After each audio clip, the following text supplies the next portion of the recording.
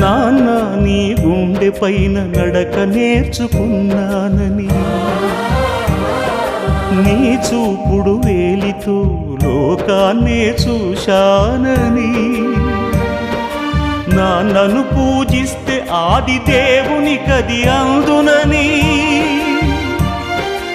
అమ్మకు బ్రహ్మకు మధ్యన నాన్నే ఒక నిచ్చెనని తెలియనైతి తండ్రి, ఎరుగనైతి నాన్న.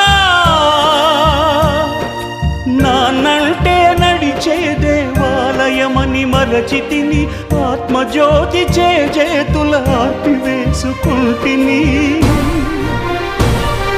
మరచిపోయి కూడా నన్ను మన్నించొద్దమ్మా.